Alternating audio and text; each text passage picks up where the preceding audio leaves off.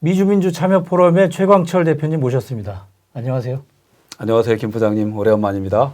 예, 코로나 팬데믹을 뚫고 이렇게 와주셨습니다. 몇 개월 만에 다시 오셨나요? 지금 한 7개월 만에 다시 조국의 방문입니다. 네네. 그동안 뭐 또 큰일들이 많이 있었는데요. 네. 문재인 대통령 방미 하루 전에 한반도 평화법안이 발의가 됐지 않습니까? 네. 그리고 최근에는 공화당 의원까지 지지 서명을 한 것으로 예. 이렇게 언론을 통해서 알게 됐는데요. 상황이 좀 어떻습니까? 네, 지금 지난 5월 20일 날 발의된 이후 현재까지 18명의 그러니까 발의자인 브래드 셔먼 연방 하원 의원을 포함해서 17분이 지지 서명을 한 상황이고요. 18분이요. 그리고 공화당의 8월 31일 날 앤디 빅스 공화당 애리조나 5지구의 의원께서 지지 서명을 해주셔서 이제 이 법안이 초당적인 모습을 갖추기 시작했다. 이렇게 말씀을 드릴 수 있겠습니다. 지금 그 서명하는 속도는 어떻습니까? 예전에 또 이렇게 결의안들도 예. 있었고 네. 그에 비하면 속도는 어떻습니까? 흔히 이제 미 연방 하원이 435명인데 네. 그 중에서 18명의 의미가 있겠느냐 이렇게 말씀하시는 분들도 있겠지만 참고로 얼마 전에 통과된 북미 이산가족 상봉 결의안 법안 그것들은 실질적으로 지지 서명이 네. 25분, 뭐 30분 미만이었는데 네. 본회의에 만장일치 통과가 되거든요. 네. 그래서 지지 서명의 어떤 수가 중요한 건 아니고 지지 서명을 하시는 분들의 그러한 이 부분, 그러니까 초당적인 부분, 그리고 네. 그분들이 얼마나 중진 의원으로서 영향력이 있는가라는 것들도 또 중요하고요. 네. 그리고 속도로 봐서도 지난 회기에 한국전 종전선언 결의안 HR 152를 봐서도 그렇게 나쁘지 않은 속도다라고 보여지는데 저희는 기대는 올 하반기에 그러니까 내년까지 끌지 않고 현재 117기 회기에 상반기에 이것이 적어도 연방 하원 외교위원회 상정이 돼서 거기서 통과된다면 큰 임팩이 미치지 않을까 그렇게 생각하고 있습니다. 그 서명에 참여한 18분들의 성향이나 네. 영향력도 중요하지 않습니까? 어떻습니까? 그렇습니다. 지금 참여하신 분들이 브래드 셔먼 의원을 포함해서 캐롤린 멜라니 의원 또 바이든 대통령하고 가까운 탐 소아지 의원 또 우리 한국계 앤디 김 의원 포함해서 또 그저께 앤디 빅스 공화당 의원 그리고 제임스 맥거번 중진 의원이거든요. 아주 나름대로 무게감이 있고 영향력이 있는 의원들이 참여하고 계시고 앞으로 미국의 이제 프로그레시브 그룹 좀 진보적인 의원들도 많이 참여를 하실 거로 예상이 되고요. 그러나 무엇보다 중요한 것은 통과를 위해서는 공화당 의원들도 많이 지지 서명에 동참해 주시는 것이 중요하다고 할 수 있겠습니다.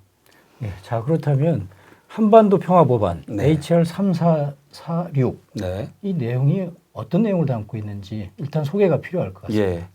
한반도 평화 법안은 지금까지 나온 한반도 관련된 법안 중에서 가장 획기적인 법안이다. 굉장히 간결하면서도 핵심적인 내용들을 다 담고 있다. 이렇게 평가가 되는데요. 지금까지 미국에서 우리 한국을 바라볼 때 이슈들이 이제 크게 요약해 보면 한미동맹 강화라는 부분이 있고요. 또 어떠한 한일 위안부와 관련된 그런 그 결의안들이 또 있었고 또 나아가서 북미 이산가족 상봉의 문제, 또 인권의 문제, 또 북한 핵의 문제, 또 종전선언의 문제, 또 평화선언의 문제, 또 북미 연락사무소의 설치의 문제, 또 작년 하반기에는 대북전단 살포 금지법에 대한 그 인권 탐렌토스 뭐 인권 청문회가 열렸는데 그런 문제들이 이제 다수였는데 지금 사실 뭐 한미 동맹 강화라든가 또 약간은 이제 이산 가족의 문제 그리고 또 인도주의적인 지원 문제는 나름대로 조금 쉬운 많은 의원들이 동의하기 쉬운 그러한 사안이었지만 한국전 종전선언이라든가 또는 지금처럼 한반도 평화법안이라든가 이런 것들은 조금은 아직까지 미국의 이 북한을 바라보는 시각 자체가 호키시라고 하죠. 그 매파적인 시각이 강했기 때문에 북한은 악의 축이다.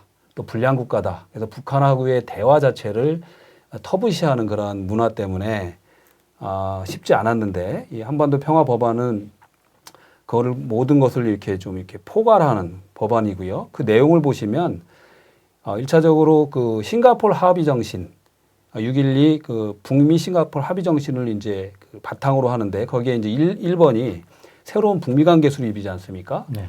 그래서 거기에 따라서 새로운 북미 관계 수립을 위해서 워싱턴 평양 연락사무소, 북미 연락사무소 설치를 여기에서 제의를 하고 있고요. 또한 제2항이 한반도에 있어서 어떤 적대적인 관계를 청산하고 영구적인 평화를 이렇게 추구한다. 그걸 받기 위해서 종전선언, 한국전 종전선언을 하고 그 이 후속 조치로 평화조약, 평화협정을 강구하라는 것을 이제 요구하고 있습니다. 또 더 나아가서는 현재 그 인도주의적인 지원 문제, 또 이산가족 상봉의 문제, 또 인권과 관련된 여러 가지 문제들, 더 나아가서 비핵화 과정도 상시적인 소통을 위해서 아까 말씀드린 이 북미 연락사무소 설치뿐만이 아니라 현재 트럼프 행정부에서 부과한 북한 여행 금지 조치 행정명령을 해제하는 것을 검토하라. 아주 핵심적인 내용들이 들어가 있다고 볼 수 있습니다. 네. 이 한반도 평화 법안 HR 3446이죠. 예. 이것 기존에는 결의안으로 많이 제출됐지 않습니까? 한미동맹 결의안이라든지. 네. 이 법안은 상당히 다른 의미가 있는 것 같습니다. 그렇습니다. 사실 법안은 미 행정부 대통령이 연방 상하원에서 법안이 통과되면은 그것을 후속 조치를 할 수 있는 비토를 하던가 아닌 걸 받아서 그거를 이제 실행해야 되는 의무가 생기는 거고요. 결의안은 이제 레졸루션이라 그래서 의회의 이제 의지를 보여주는 거지 그게 행정부의 어떤 강제성은 없다고 볼 수 있습니다. 그래서 지금 현재 발의되는 법안은 그렇기 때문에 굉장히 좀 주목받고 또 이 법안이 나왔기 때문에 이제 국무부나 미 행정부에서도 이것을 발의됐다는 거에 대해서 굉장히 이제 주시하고 있다 이렇게 볼 수 있습니다. 네.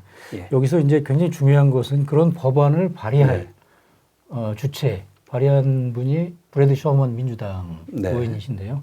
원래 한국에서는 굉장히 일본에 가까운 분으로 이렇게 알려져 있었습니다. 예. 근데 이 한반도 문제 해결에 네. 굉장히 중요한 역할을 지금 하고 있는데 예. 그 어떤 동기라든지 그분의 역할 이 부분에 네. 대한 소개도 좀 필요할 것 같습니다. 예. 사실 저희가 많은 미국의 연방 의원들이 우리 한미 동맹의 중요성을 알고 있지만 현실적으로는 한미 동맹보다 더 우선시했던 게 사실은 미일 동맹이었지 않습니까? 네. 현실적으로. 근데 이제 그런 이유 중에 하나가 미 연방 의원들, 미 주류가 한반도의 역사, 우리 한국의 역사, 또 한일 간의 관계, 또는 한중 간의 관계, 또는 북중 간의 관계, 또 북일 간의 관계들 그 역사에 대해서 많이 모르시는 부분이 있습니다. 그리고 또 한반도 분단에서 초래되는 수많은 우리 한민족의 고통, 더 나아가서 미국에 있는 260만 미주동포들의 미주 한인들의 고통에 대해서 잘 몰랐어요. 이거를 저희가 이제 말씀하셨더니 셔먼 의원도 그 전에 몇 년 전까지 한국의 언론에 이분은 뭐 네오콘적인 시각이 강하다, 강경파다, 나아가서 친일파다, 뭐 스시맨이다 이런 그런 식으로 묘사가 됐었는데 그건 사실 좀 잘못된 표현이다. 제가 아는 미국의 연방 의원들은요, 어쨌든 민주주의의 가치 그리고 평화의 가치를 누구보다 생각하시는 분들입니다. 물론 미국의 국익에 따라서 또 생각하시는 분들도 많이 있겠지만 근본적인 건 그렇다. 그래서 이분들에게 한반도의 역사, 한반도의 평화의 가치를 정확하게 우리가 알리고 소통해 나갈 때 이분들은 변화했고 저희들은 그런 변화 속에서 이분들이 한반도 평화를 위해서 일해줄 수 있다는 것을 이렇게 알게 되었고요. 그래서 셔먼 의원은 저희 이제 K-PAC의 멤버들과 많은 지난 수년간 많은 대화를 나눴고 그럴 대화를 속에서 이번에 HR 3446 법안이 준비되고 이분이 더 많은 것을 공부해서 한반도 이제 전문가가 되게 계세요. 네. 그래서 웬만한 전문가보다 훨씬 더 한반도 문제에 깊숙이 알고 있고 한반도 평화가 이루어지는 것이 우리 한민족 또 미주 한인뿐만이 아니라 또 미국의 국익에도 부합한다는 것을 이분들은 정확하게 인식하시는 거고요. 그래서 이 법안이 이번에 나온 것으로 이렇게 보면 되겠습니다. 네.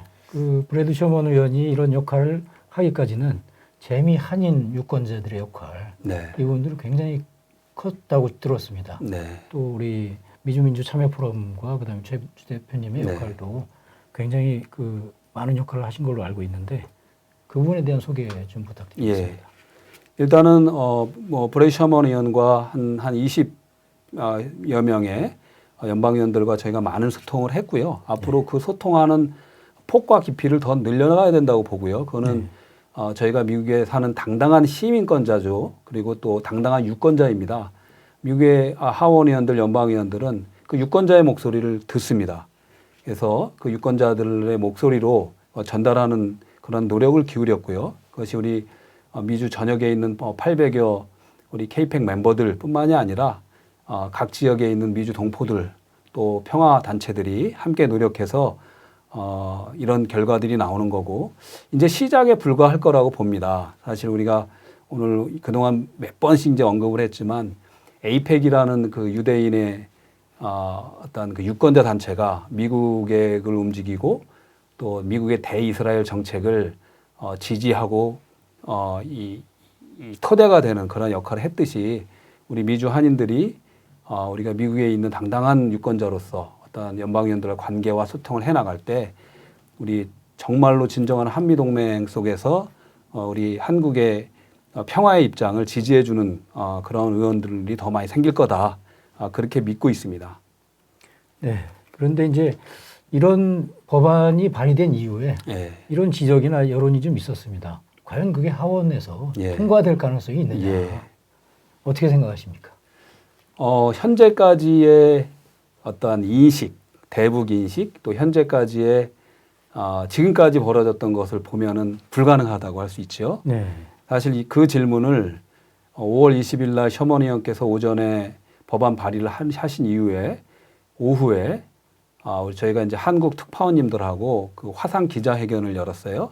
그때 한 기자분께서 특파원님께서 질문을 하셨어요. 그 질문을 통과 가능성이 어떻게 보느냐. 그러니까 셔먼 의원 대답으로 대신하고 싶은데 셔먼 의원께서 오늘 법안이 발의됐다고 내일 한반도 평화가 오는 것이 아니다. 이게 통과됐다는 것도 어려운 부분이다. 그렇지만 현재 미국에 있는 한인들이 각 지역에서 유권자로서 그 지역에 있는 연방 의원들에게 이런 걸 요구를 하고 또 한국 정부도 중요하고 한국의 의회의 목소리도 중요하다. 또 더 나아가서 여기 계신 특파원님들도 이러한 많이 알리고 이 필요 한반도 평화의 가치를 많이 알리고 또 미국에서 이렇게 일어나는 일들도 많이 보도가 되고 또 한국에서도 보도가 된다면 서로 그러한 많은 협력들이 필요하다는 얘기고요.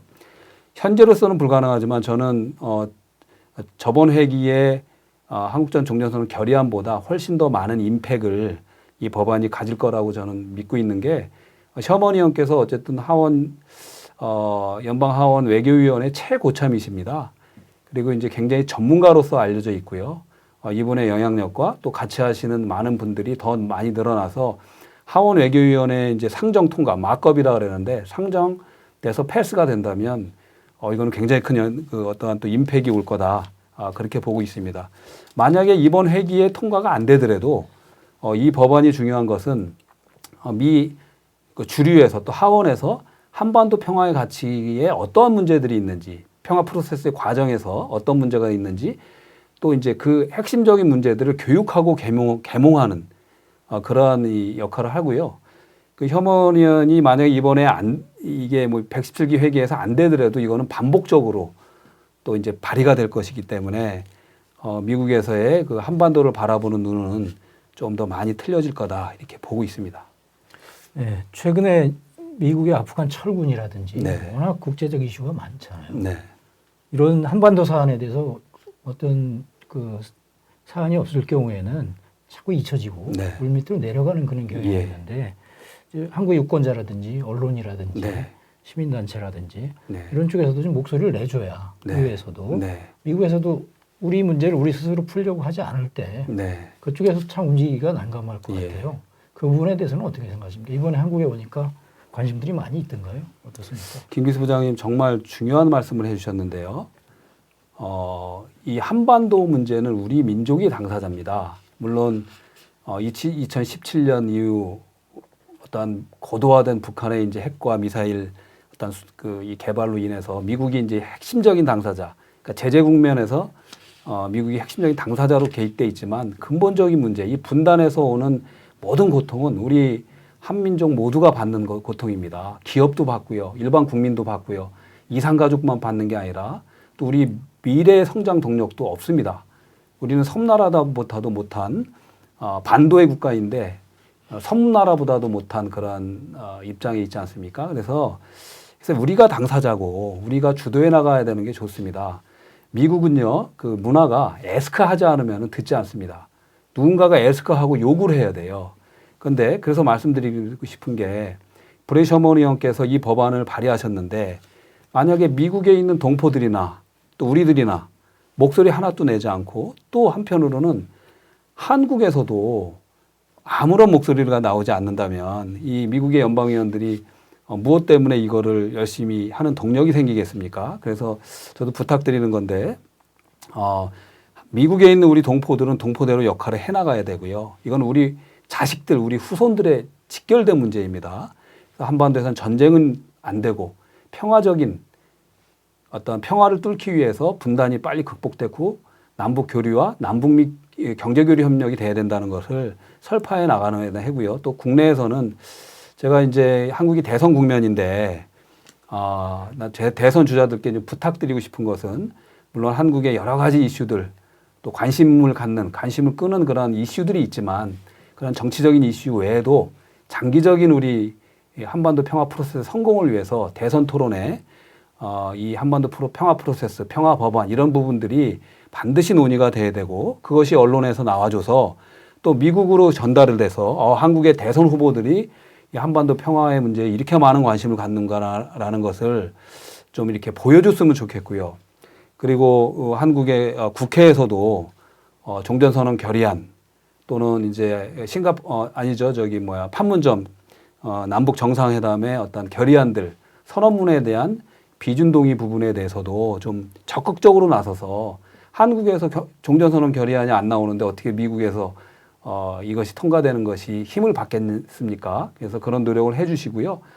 또 우리가 이런 일들이 정부와 어떤 정치권만의 문제가 아니라 시민사회, 국민들 모두가 자기가 서 있는 그 자리에서 함께 관심을 갖고 목소리를 내주셔야 한다.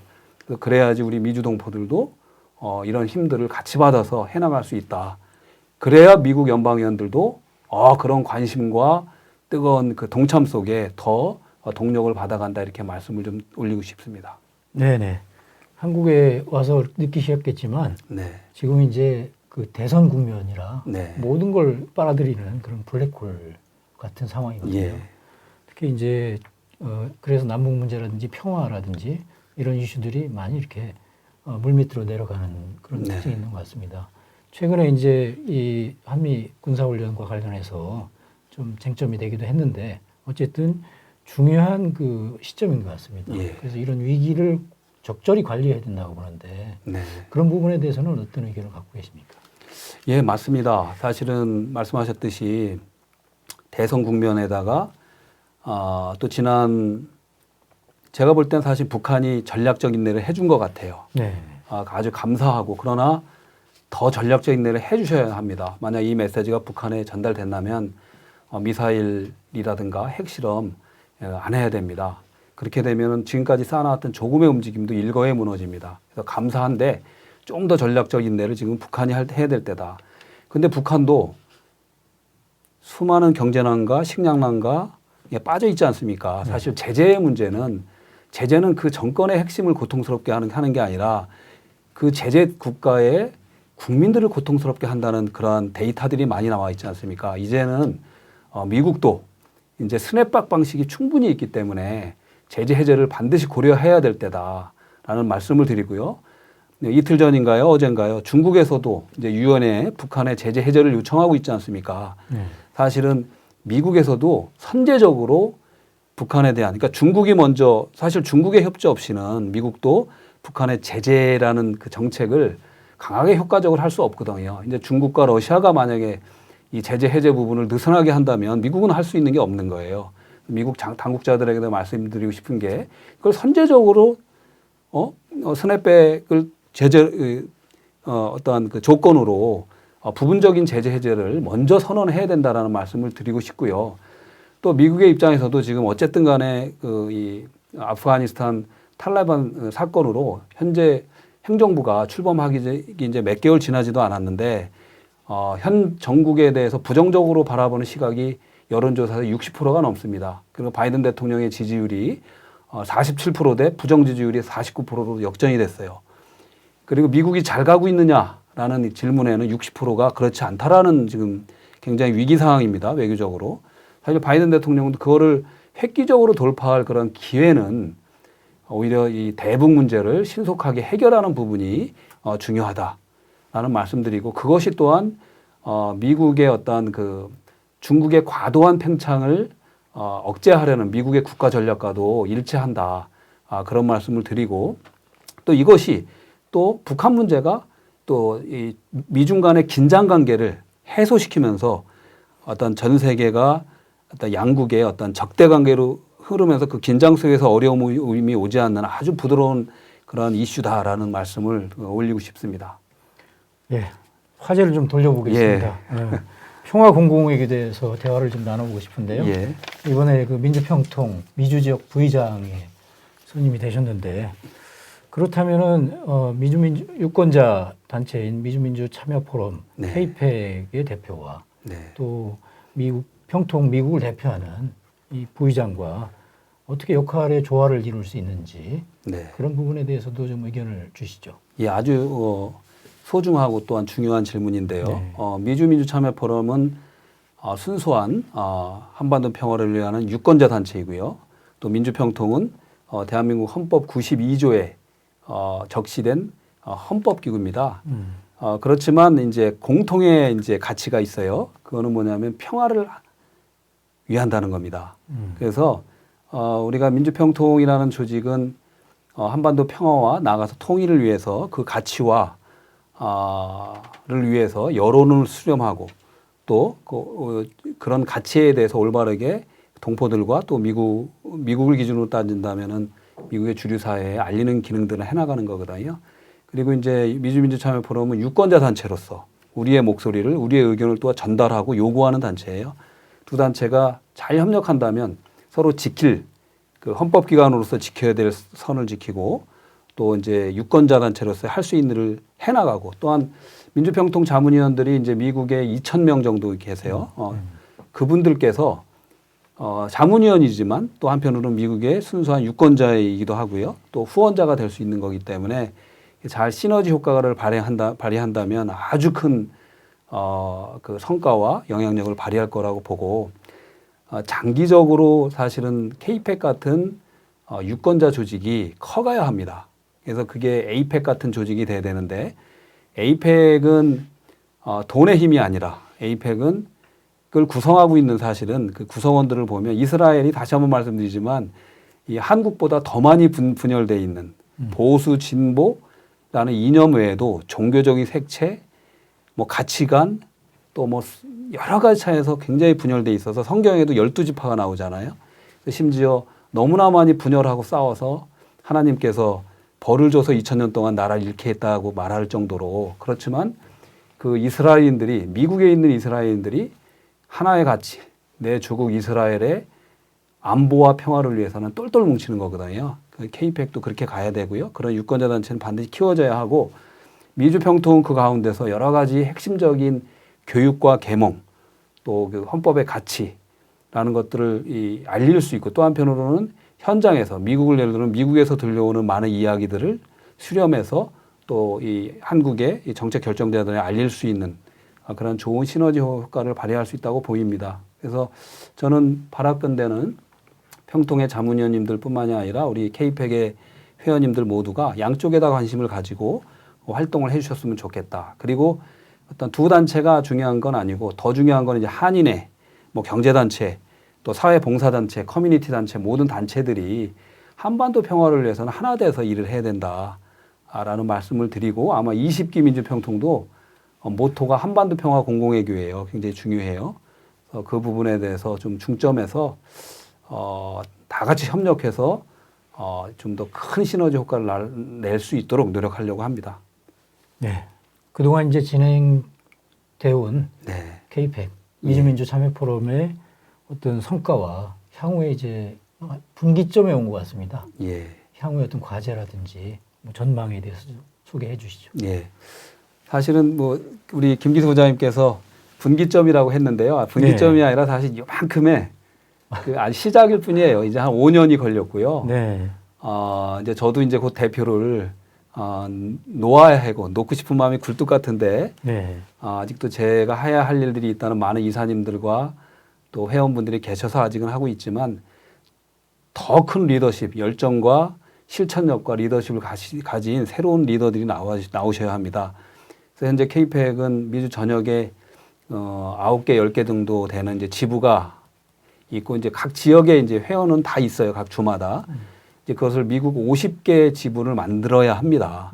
그것이 이제 10년이 걸리든 20년이 걸리든 50년이 걸리든 그렇게 만들어가는 것이 중요하고요. 또 한국은 이제 사실은 옛날에는 우리가 안보를 기준으로 한미동맹이 이렇게 형성이 돼 있지만 지금 한국은 세계 9위 10위에 이제 중견 선진국입니다. 그리고 4차 산업혁명 시대에 한국은 주도적인 역할을 할 수 있는 반도체뿐만 아니라 IT 또 이제 백신 여러 가지로 한미 관계도 이제 변화할 거예요. 이제 한국이 주변국이 아니라 안보를 매개로 미국의 말을 듣는 그런 게 아니라 미국에 협조하고 상호 의존적인 그 진정한 동맹으로 발전할 거거든요. 그럴 때 더욱더 미국에 있는 이 동포들의 역할은 더 커지는 겁니다. 제가 느꼈을 때 안보에도 미국의 연방의원들께서 한국의 방역에 대해서도 듣고 싶어 하고요. 또 한국의 IT에 대해서 듣고 싶어 하고요. 어떤 분들은 한국의 교통 시스템에 대해서 듣고 싶어 하고 그런 걸 우리 동포들이 가장 먼저 이야기해 줄 수 있는 거예요. 네.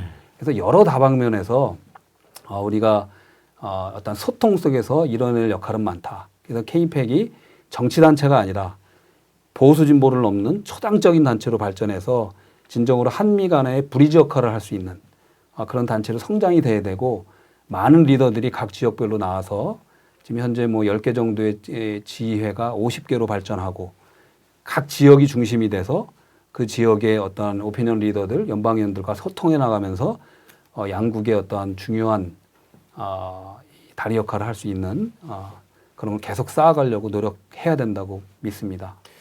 그 모든 어떤 모임이나 단체들이 힘을 발휘하려면 예. 재정적인 자립도가 중요하거든요. 예. 뭐 정부 지원을 받는다든지 예. 이런 것이 아니라 독자적인 목소리를 내기 위한 독자적인 어떤 재정 자립 네. 이런 부분들이 굉장히 중요한데 K-팩은 어떻습니까? 저희는 K-팩이라는 단체는 말씀드렸듯이 미국의 순수한 유권자 비영리 단체입니다. 그렇기 때문에 어떤 타국의 즉 대한민국의 정부나 기관에 어떠한 지원도 받아서도 안 되고 받지 않습니다.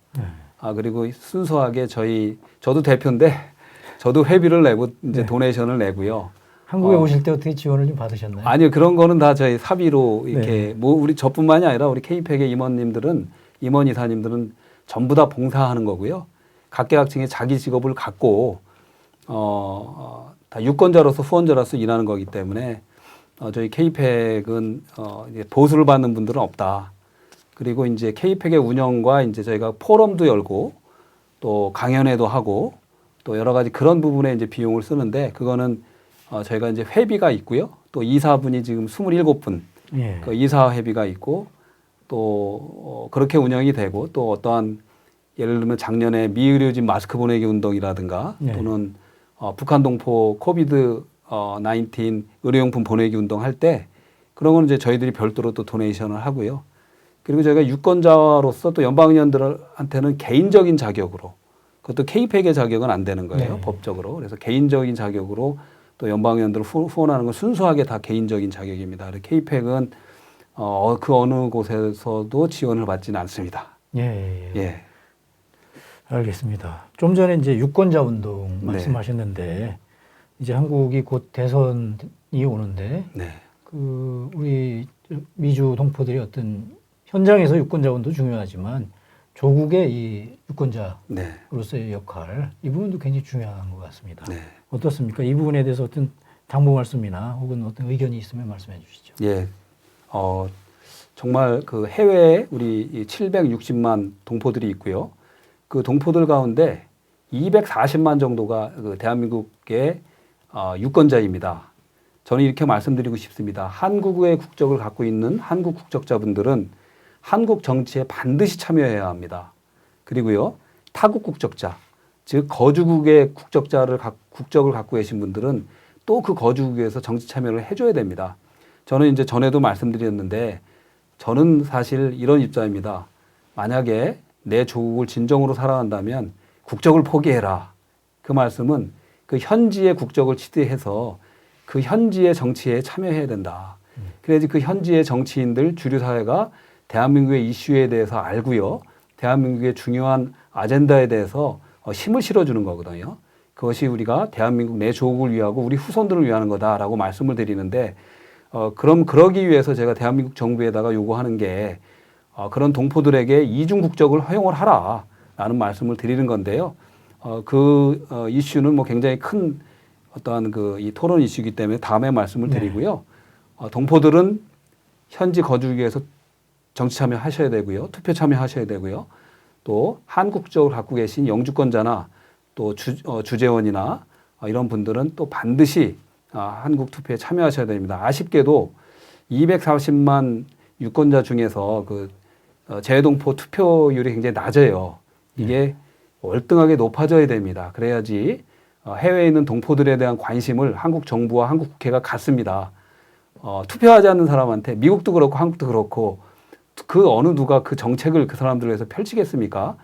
지금 우리가 그 동포청이라든가 여러 가지 해외 동포에 관한 정책들이 대선 때마다 나오는데 실행되지 못하고 있는 이유 중에 하나가 해외에 있는 동포들의 정치 참여의 저조이기 때문입니다. 그래서 해외 동포들께 부탁드리는 거는 요번에 이제 대선이 곧 있지 않습니까? 네. 대선 참여에 유권자 등록을 반드시 하셔야 됩니다. 그리고 꼭 참여하십시오. 그래서 어느 당이든 또 어느 정책을 지지하시든 참여하셔서 표를 던지시기 바랍니다. 그것이 동포들의 권익을 위하는 것이고 또 그 자체가 우리 동포들의 어떤 선한 영향력을 향상시키는 길이다 이렇게 말씀드립니다. 예.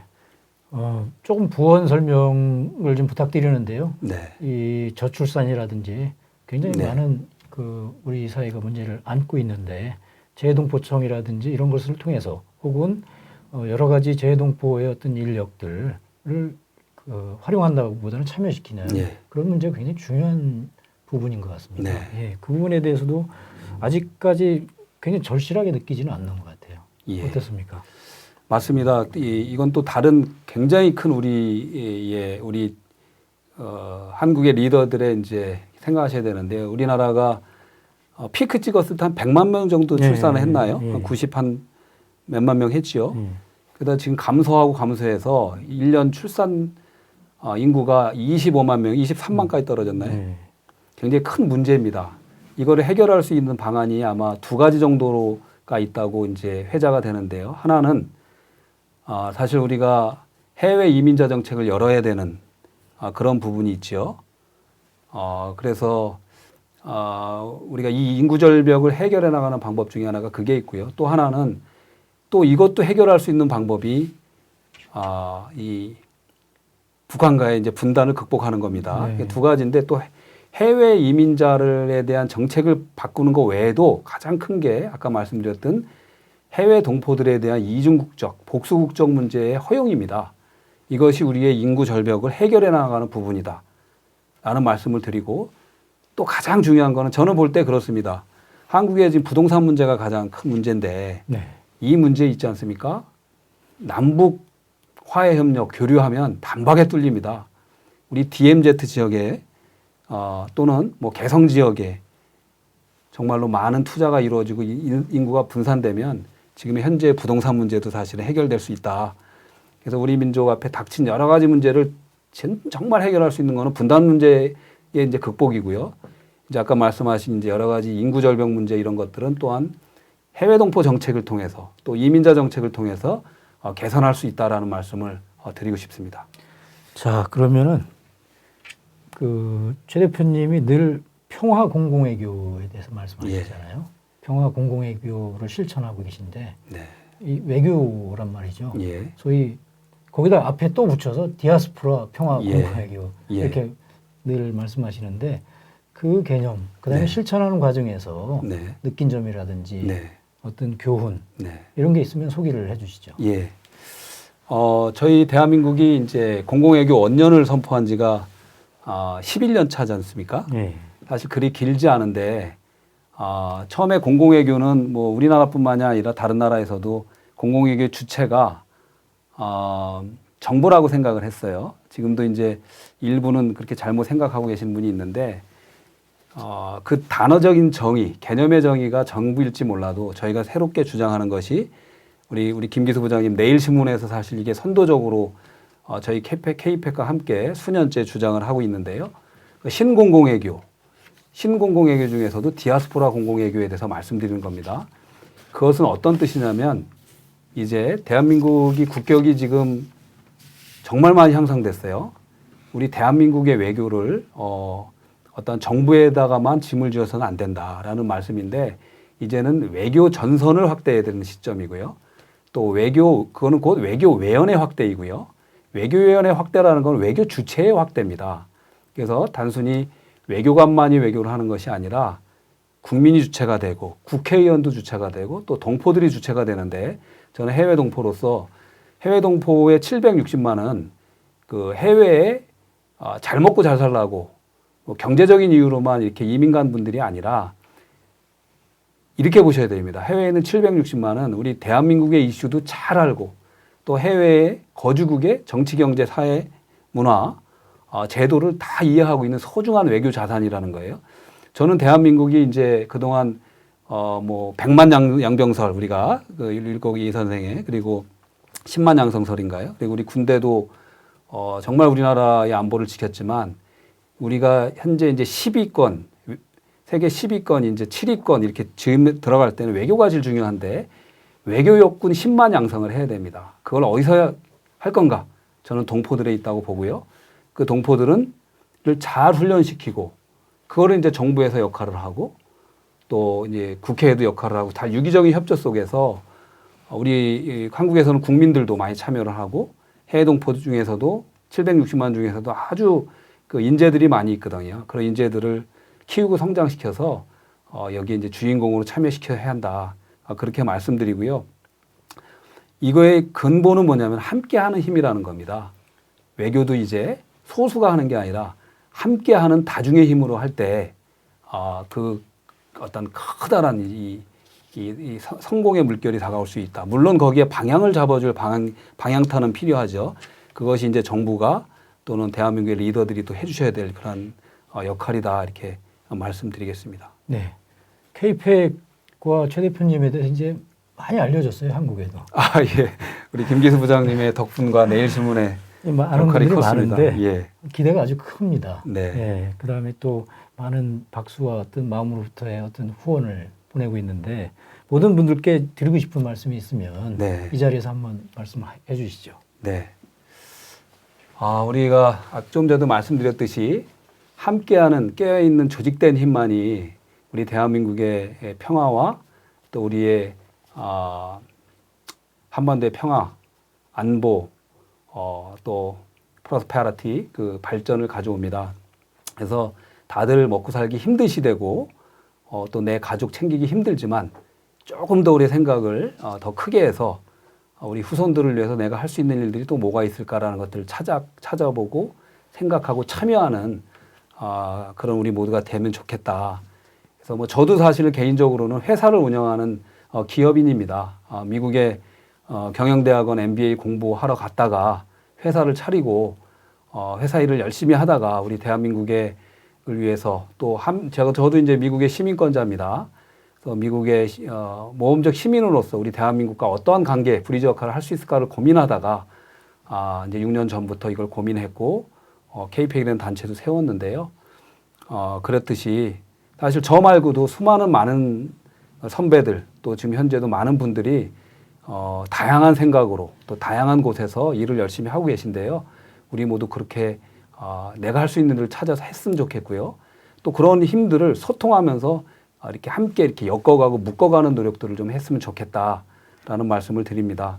그리고 해외 동포들에 대해서 우리 대한민국 국민들께서 또 한국의 어떤 리더들께서 항상 좀 관심 가져주시고 생각해 주시고요. 또 해외 동포들은 내 조국에 뭐를 원하지 말고 우리의 역할들을 찾아서 내 조국을 위해서 할 수 있는 그러한 동포들이 됐으면 좋겠고요. 또 제가 이제 미주 평통의 네. 부의장으로서 또 말씀드리는 것은 우리 이천여 민주평통 자문위원 여러분들도 정말 자랑스러운 자리인데요. 내가 각자가 모범적인 헌법기관의 한 분으로서 위원으로서 좀 더 동포사회를 통합하고 또 동포사회의 그런 평화의 메시지를 적극적으로 전달하는 역할들을 해 주실 것을 당부드리고 또 자주 뵙도록 이렇게 하겠습니다. 감사합니다. 네. 지난번 인터뷰 이후에 굉장히 관심도 많이 보여주셨고 그다음에 또 한국에서 어떻게 참여할 방법이 없느냐 네. 이런 또 의견도 많이 있었습니다. 예. 향후에는 또 한국에서 참여할 수 있는 그런 장이라든지 그런 것들도 많이 고민해 주시고 또 제안을 해 주시면 도움이 될 것 같습니다. 예, 알겠습니다. 네. 네, 부장님. 고맙습니다. 감사합니다. 구독과 좋아요 버튼을 눌러주세요.